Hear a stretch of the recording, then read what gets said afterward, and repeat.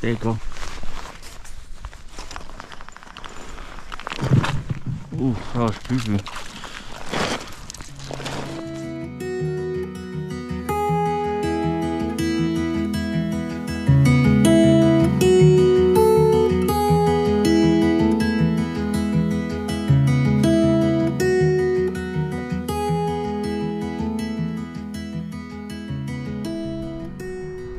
Good morning, everyone. Welcome back to Play to Be Outdoors. Okay, so we are finally back out here again. It's actually been quite a while since I've actually came out to go to fish. As some of you guys know, Wisconsin actually had like a deep freeze. We were like down in negatives for the last, I don't know, 2 to 3 days, and I just haven't had the motivation to come out. Today is actually not that much better because I think my car had read like 7 to 8 degrees, so it is still really chilly out here. But yeah, anyways guys, so today we will be targeting another new species, I guess, for this year especially, and that is Cisco.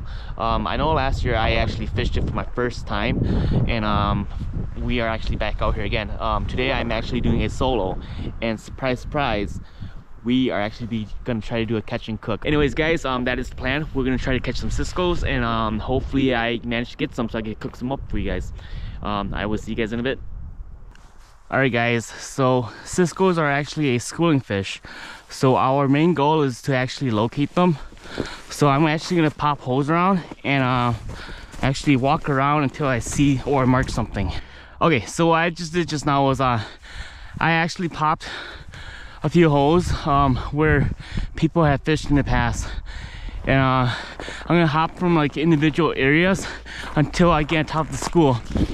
In this area, the fish tend to kind of congregate in the same areas typically, so wherever there's the most people activity, that tends to be where the fish are staying. So I'm currently fishing right here. I'm gonna fish like these 2 holes, and I'm gonna hop to that area where you kind of see where like the snow is kind of disturbed, and then I'm gonna actually come over here where I popped a few holes here too, and then over here, and then back over there. I don't know if you guys can actually see my my auger over there, my orange auger, but that's the plan. We're just gonna hop these areas. We have to try to get on top of them really quick because I don't have much time, and I have probably like a good 3 hours to fish only.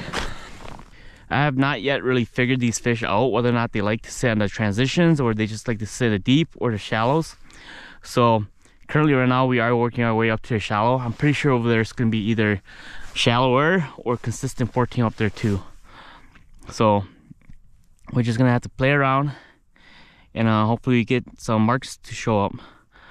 Yeah, look at that, like this hole, having moved towards the road another like 10 feet, it's already up to 11 feet right here only. Ooh, got a mark.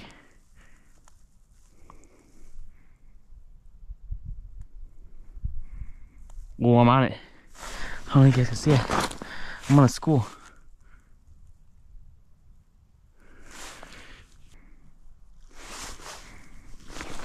So bright, I don't think you guys can see any of this action.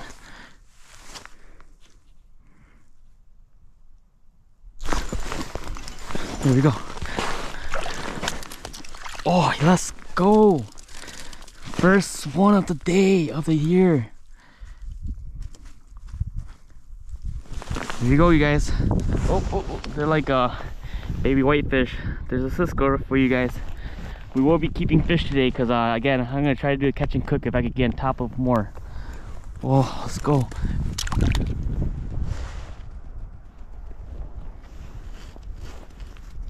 The school likes to stick around, so the important thing is dropping back down. Oh, here comes more again. Yeah, the important thing is dropping back down and getting the school to come around again. 11 feet of water, huh? They're shallow today, I guess.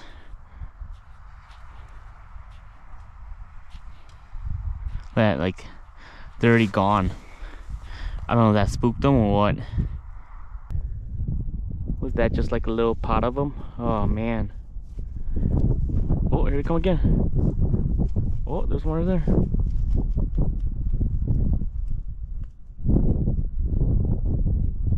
Oh my god. He's still there.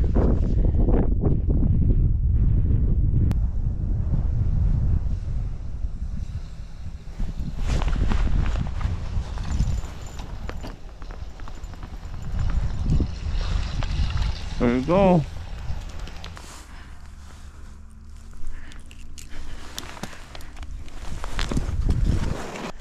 Alright guys, while we still have my baits up, let me show you guys what I'm using. So I'm doing a 3-line rig. In Wisconsin, we can use up to 3 hooks on one line or 3 separate lines with a single hook each. So on the bottom right here, I have a gold tungsten. It's kind of like a flathead jig. It is tungsten, so it's heavier. It's got a pink wedge on it. In the middle, I have like this one little worm. Looks like a natural color worm with a gold tungsten jig. That's what I caught both of these guys on. And way at the top, I have a pink tungsten with like green dots and a gulp worm on it. So that's what I'm using currently right now. So the purpose of that bottom jig is actually to bring them in because it's a really big profile, really bright colors, and yeah, it just lures them in. And a lot of times, I don't know if you guys can see any of this, but when they come in, they're actually just chasing that bottom one, and that's why you guys see me lifting really high, because I'm getting them way up into a water column and dropping it fast so that my 2 smaller jigs end up in their face, because like that bottom one's just so distractive that and it's kind of a bigger profile for them to want to eat it actually and commit. So then pretty much I'm bringing them all the way to the top, having them chase that bottom one all the way to the top, mid-range of the water column, and then I quickly drop my bait so that it forces those 2 top sliders, whatever you want to call them, to end up right in their face. And usually that's what they end up eating, is the smaller baits. Alright guys, I'm gonna leave these 2 fish here as markers, and I'm gonna hop to the next shallow holes over here. Hopefully they're sticking around the shallow areas. I will probably come back and fish that hole again. This is that little pod had moved. And again, these are schooling fish, so they're always moving. Unless you can keep them under you, best chances are you just move around. Yeah, this is 13 feet of water, so pretty consistent like the other spot. I don't know, we will see if they're here. Here it comes.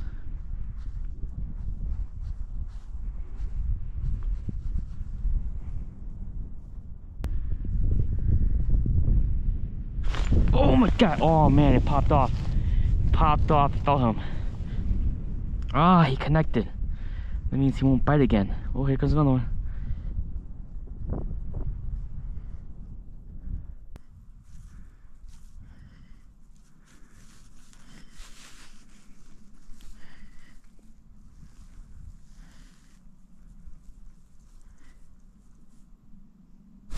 There you go.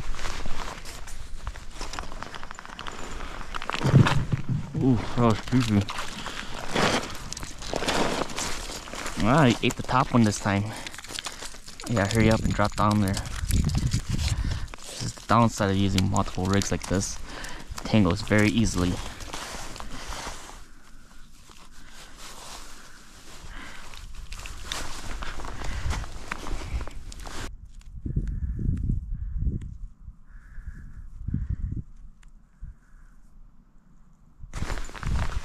There you go, guys.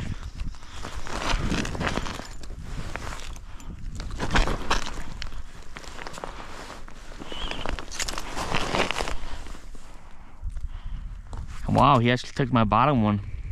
And he's not the biggest guy out there too.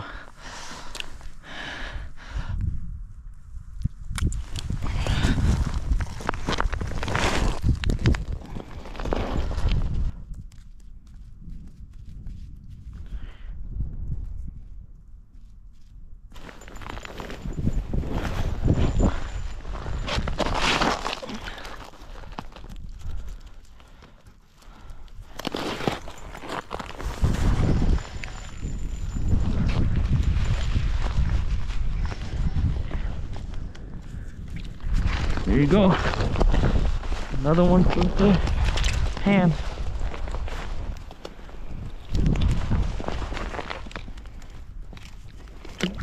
So for this particular body of water, the limit for Cisco's is actually 10, and I'm actually halfway there already. I've only been here for around 35-40 minutes only. I mean, if it was a hot bite, I would have probably limited already. But as you guys can see, I'm actually kind of working for them. They're coming in as small pods only, so it's not like a concentrated school like how it has been in the past. But in a little bit here, once I get closer to my limit, I will be popping that tent, and I will show you guys another recipe of what I like to do with these fish.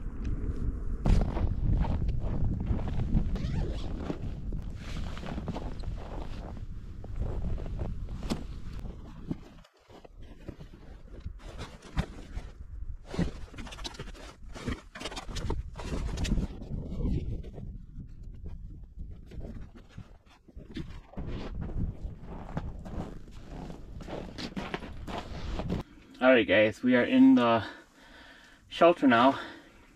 Getting a little cold out there. Figured now would be the best time, if any, to pop it open. Anyways guys, we're just gonna stick in here for a little bit, warm up a little, and then if we really have to, we will whole hop. I'm jigging kind of hard just to like bring them in, so again, I do the same thing when I'm white fishing. Oh, here comes one. You see it? Now I'm just gonna entice it to come up. Here it comes, here it comes. Oh, hello. Did you bring friends with you? Oh, here it comes. Oh, yeah, there's other ones. See it? There's another one that came up. There.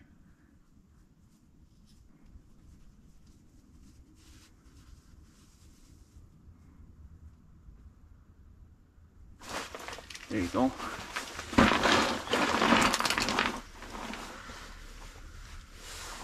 There you go, guys.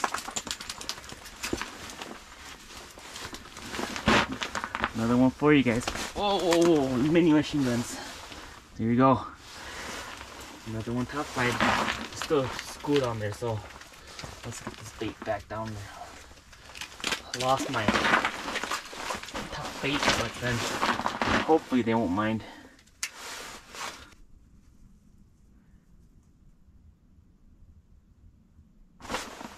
There we go. I think this one took the bottom jig now. Yep. Ooh, this is neat. They're all cookie cutters. Here we go. Nice. Alright guys, so the first thing I'm gonna do is actually prep my garnish, because I don't want to get my knife dirty before having prepped this garnish. So I got a little green onion here that's just gonna add color and taste to it. I'm just gonna put this on here. Okay, so that's it for greens. So I'm just gonna set it down here, and then now I'm actually just gonna prep my fish. So I already finished scaling the fish, so I'm gonna show you guys how I've actually fillet these fish. Okay, so I'm gonna go straight behind the gill plate, just like so. I'm gonna slowly slice behind its back. Make sure you have a sharp knife, it's always easier that way. And okay, so right below this fin right here is where I'm gonna insert my knife. So pretty much the top fin, and I'm gonna actually angle it towards the butt, so the butt's down here. So I'm gonna make sure that I stay on the top side of the spine, just like so. And while I'm doing this, I'm actually putting pressure on the fillet knife and actually kind of angling the blade up a little way so that it cuts deep, but it doesn't cut through that spine. So I'm kind of gliding against that spine. And now I'm actually gonna back out the tail just like that. So now what I'm gonna do is I'm gonna actually, there's the pin bones that are down the middle. I'm actually gonna kind of put a little pressure on it. You guys can hear the pin bones kind of breaking as I do this. Just like that. So now I'm just gonna glide the knife over that rib cage. Slowly, angling down. Don't push too much, don't put too much pressure, otherwise you're gonna actually cut through these thin rib cages. Just like that. And now I'm actually gonna remove the fillet itself, carefully cutting it from that bottom fin. Just like that, we have a fillet. There are pin bones here, but because these fish are actually kind of small and they're younger, I guess, smaller fish, the pin bones are actually gonna cook through. If not, they're actually kind of small pin bones too, so I don't mind eating through them. So I'm just gonna lay this straight onto the snow so it kind of just chills while I start on the other side. So now on this back side, same thing, behind the gill plate. So then now with this one, I'm gonna do the same thing. Kind of keep your blade maybe like, I don't know, a quarter of an inch, if not less, above the actual end of the skin. So I'm actually cutting like that deep only. I don't know if you guys can see that, because I'm trying to, my main goal is to get that spine on the bottom side of my knife. So I'm gonna do that. Now I'm gonna actually go this way too. And again, you're just trying to get that blade on top of that spine. So again, apply pressure with the blade actually kind of angling up like that towards the tail, so that it stays on the correct side of the spine. Okay, so from here on, I'm gonna do the same thing pretty much. Kind of weird angle. So I'm breaking through those pin bones right here. You guys can hear that. And I'm just gonna put pressure on the knife, and it should glide over that rib cage and do a clean cut, just like so. You guys see that? So now I'm just gonna clean this fillet up a little bit, remove that bottom fin, and remove a little more of that belly, and there we have it. Sysco. Clean it just like that. Clean fillets right here. Okay, so I'm actually gonna rinse these out a little bit because there's still a little scale hanging around, and then I'm actually gonna season it for you guys.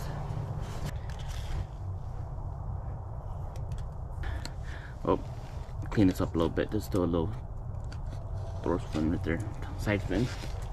Okay, so now I have these 4 fillets here, and we're gonna season them. So we're just gonna do a little light salt on both sides, and we're actually gonna grill it. So that's the plan.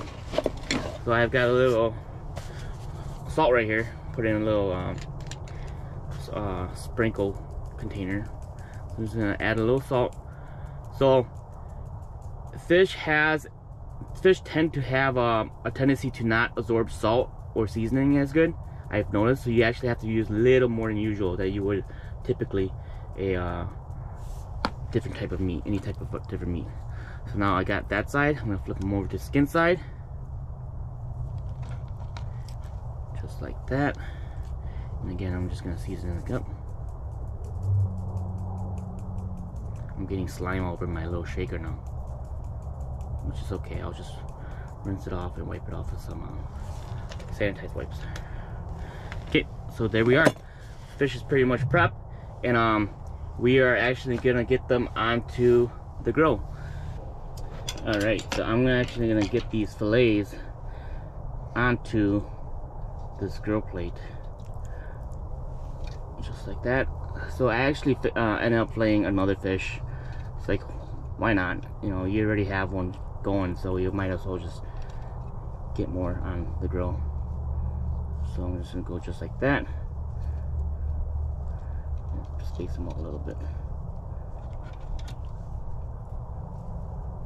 Okay, there we have it. Okay, so I'm actually using my buddy heater for this. I'm gonna just kind of crank up the other side too. It's gonna be kind of hot, so you kind of want to keep an eye on these fish, okay? Come on, I need the other side to light up. There it is, it's going. All right, it's going. It's glowing at the bottom. So I'm just gonna angle it just like this. Buddy heaters get very hot, so you gotta keep a constant eye on it and constantly just flip it, okay?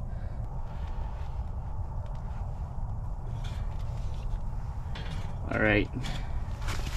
So these fillets are fairly thin, so that this fish is actually gonna cook pretty quickly. So I'm just gonna, again, continue to monitor both sides. I'm gonna get, for sure, the skin side a little more charred than this, but I'm just getting the back side started. In a little bit here, I'm gonna put on my my favorite sauce.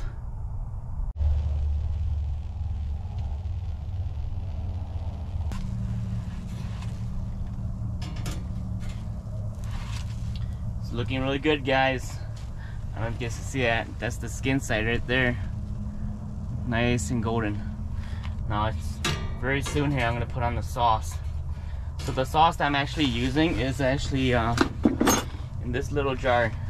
I don't know if you guys can see it. I know it looks like some sketchy stuff, but then this is actually eel sauce. So what eel sauce is actually, it's you make it with half cup of mirin, which is like a sweet wine, and half cup of soy sauce, and then a third cup of sugar. So essentially it's a very thick, sweet and salty sauce that I like to put on a lot of my fish. This jar used to be like completely full. That's how much I go through this stuff. But again, this stuff I put on the last minute, and I just allow it to kind of caramelize, because if you over caramelize it, clearly it's gonna burn, and then that's what tends to happen. So that's why I put it on at the absolute last minute, just so I could get the caramelization, and the fish will be done then. Alright, so I will see you guys back once the fish is cooked, and then I will show you guys how I apply the sauce, and we'll go from there on. This fish is done cooking pretty much. So now I'm actually gonna put the sauce in. Got a little fancy brush going, and just gonna kind of glaze it, just like so. Fish tends to be kind of oily, so this stuff will drip for the most part until it caramelizes. So I will be applying maybe 2 layers of it just to get it nicely coated. This is like the perfect angle, because like if it wasn't, it will be dripping directly onto the buddy heater, and then that would not be a pleasant smell. And this is actually my brother's brand new buddy heater that he just purchased, so he would not be happy about that. Ooh, the smell that's already getting off, and it's not even like fully caramelized yet. Alright, there we have it. Flip it, and while it's cooking on the other side that I just applied it on, I'm gonna coat it on this side too, just like so. So these are thin fillets, so you don't want to overcook them too, otherwise they're gonna dry up really quickly. So that's why I'm kind of, in a way, rehydrating them with the sauce too. While I'm still applying the sauce, the other side is actually cooking and caramelizing. So now the other side should be good. Look at that. Isn't that insane? Look how quickly it caramelized. I'm gonna do one more coat quick.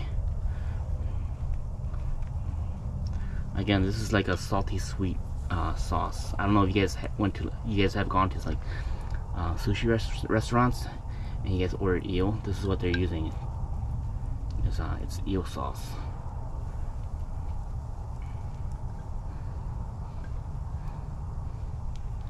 Okay, so we have on that side. That just looks great. Okay, so now we're gonna flip it again.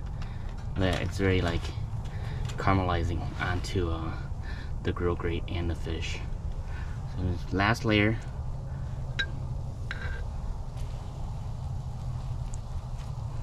Yeah. In a way, it's kind of like a teriyaki sauce in a way, because it caramelizes like that. It gets thick like that. Okay, so that's the last layer, and I'm gonna flip it quickly here, because the other side should be good again. Look at that, beautiful. I'm just gonna cook the other side for a few more seconds. Again, this stuff, it burns fairly quick because it is sugar. It's a high sugar content, and so that will caramelize and burn quickly. So each side probably got like, I don't know, 15 seconds each. Look at that. Oh man, that looks great. Okay, we're gonna keep it on this side a little longer. Skin side tends to burn faster because it's the drier side of the fish. So the skin side is actually finished. Okay, it should be done. I'm gonna crank this back down to low. Actually, I'm just gonna turn it off. It's really hot in here right now. And let me show you guys the final product. Alright, now that the fish is done, I'm gonna prep my rice. So this is actually rice that I brought from home. It was freshly cooked just this morning, and it was very hot when I brought it out here. Now it's cooled down a little bit, which is okay. So to that, what I like to add is actually this rice seasoning. I don't know if you guys can see that. So there's different flavors. This one's actually like a kimchi, and this one is actually ebi. So I'm just gonna add some on.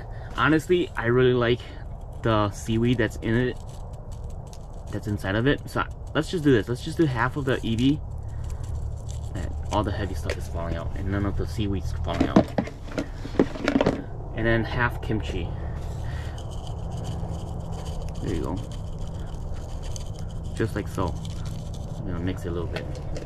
Alright guys, now we're actually gonna put the fish on. Oh, that just looks great. Look at this. Look at that. Oh my gosh, that looks crazy good.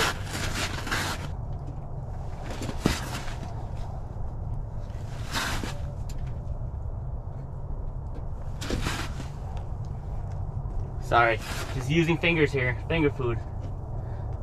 I do have utensils, but it's the most convenient thing I have on hand right now.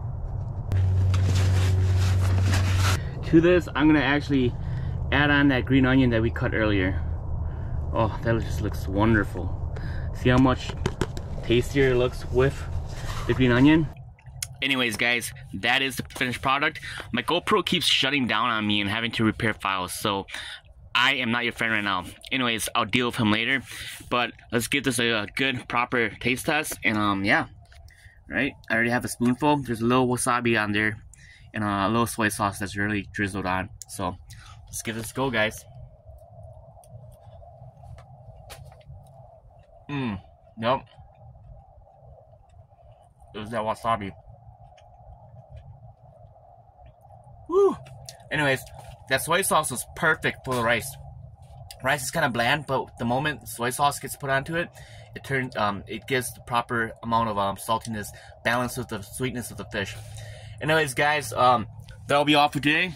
I'm actually gonna finish this meal, and yeah, again, please like, share, and subscribe. I appreciate you guys. I hope you guys enjoyed this video, because I just figured, hey, you know what?